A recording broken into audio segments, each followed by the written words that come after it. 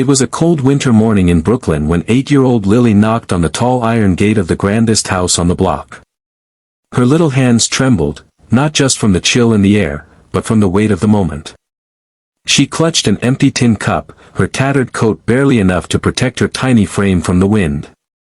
Her mother was sick, her baby brother hungry, and they hadn't had milk in 2 days. The neighborhood store had turned her away. No money, no milk, they said. But Lily had heard stories about the man in the mansion, the one who used to be poor too, once. Inside that mansion lived Mr. Jonathan Brooks, a billionaire known for his business empire and cold demeanor. His wealth was whispered about in the streets, but so was his silence. Few had ever seen him smile. He lived alone, tucked behind success and stone walls, the world assuming his heart was as guarded as his gates.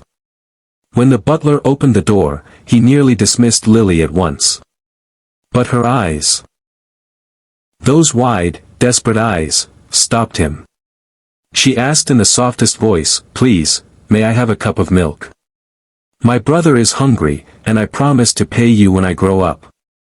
The butler hesitated but then, against every instinct and expectation, led her to the sitting room. Jonathan Brooks looked up from his newspaper, frowning at the interruption. His eyes met Lily's, and for a moment, something stirred.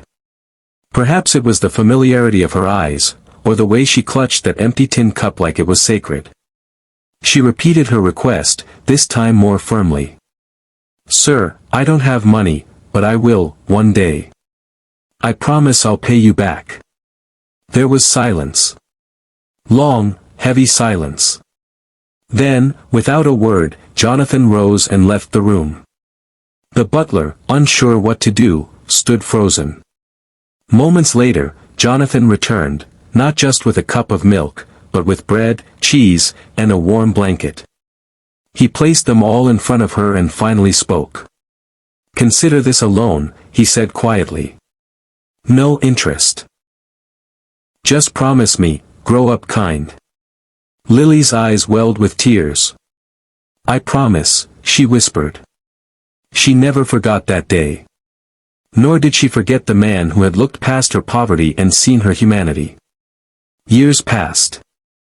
Lily grew up. Life wasn't easy. She worked 2 jobs through high school, studied by candlelight, and still managed to earn a scholarship to Columbia University. She majored in medicine, driven by a deep desire to help others the way she had once been helped. She never saw Jonathan Brooks again.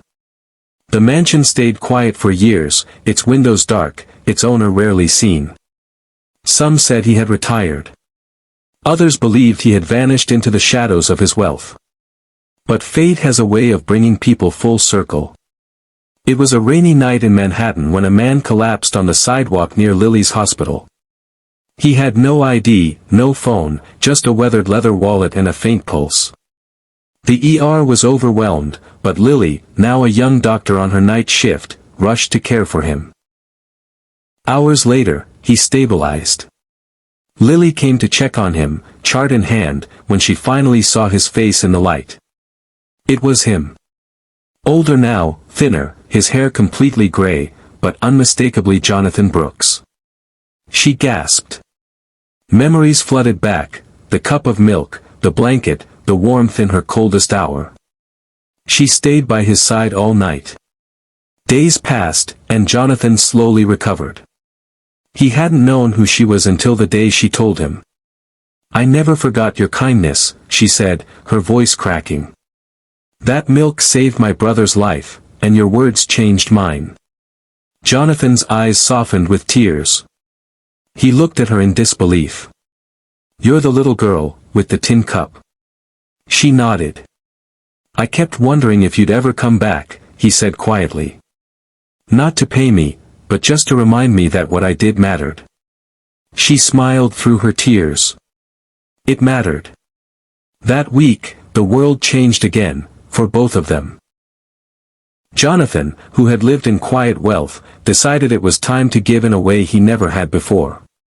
In a press conference that stunned the city, he announced the creation of the Lilly Foundation, a multi-million-dollar trust to fund education and healthcare for underprivileged children across America. Standing beside him, Lily was named the foundation's first director. "I once gave her a cup of milk," Jonathan told the crowd, his voice trembling. "She gave me purpose." The story went viral. People across the world wrote in, sharing their own tales of kindness and gratitude. What had begun as a desperate knock on a stranger's door became a movement, a reminder that no act of compassion is ever too small, and no one is ever too poor to give hope. Today, the Lily Foundation has helped thousands of children, funded dozens of clinics, and inspired countless acts of generosity. But in Lily's heart, the greatest gift was not the foundation. It was the belief Jonathan had placed in her when no one else would. And in Jonathan's final years, surrounded by the very people his wealth now uplifted, he often said, "The best investment I ever made wasn't in stocks or companies, it was in a little girl's promise."